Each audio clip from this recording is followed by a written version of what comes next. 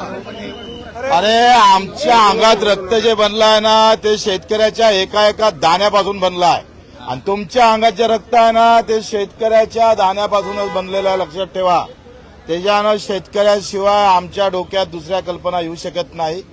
शेतकरी असाल, मजूर असाल, दिव्यांग बांधव असाल, ज्यांना ज्यांना वेदना आहे तिथे इथं आम्ही पाहतोय ते वेदना कमी करण्याचं काम बच्चू कडू शिवसेनेमध्ये राहून अहोरात्र केल्याशिवाय राहणार नाही.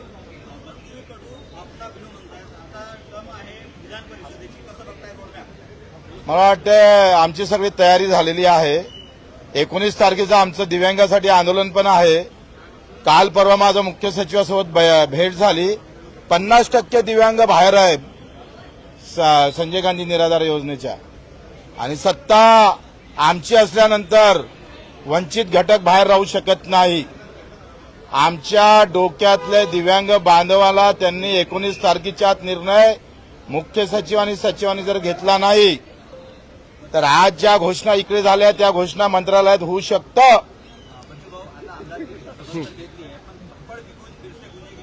बिल्कुल, उससे भी ज्यादा. 2.5 किलो का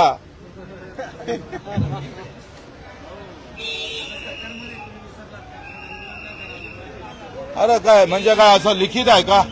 असा नियम आहे का? असा नियम आहे का सत्तेत असल्यावर आंदोलन करायचं नाही, बोलायचं नाही, असा काही नियम आहे? मी राज्यमंत्री असताना सुद्धा दिल्लीच्या आंदोलनात सहभागी झालं होतं. ते थोडंसं दाखवा.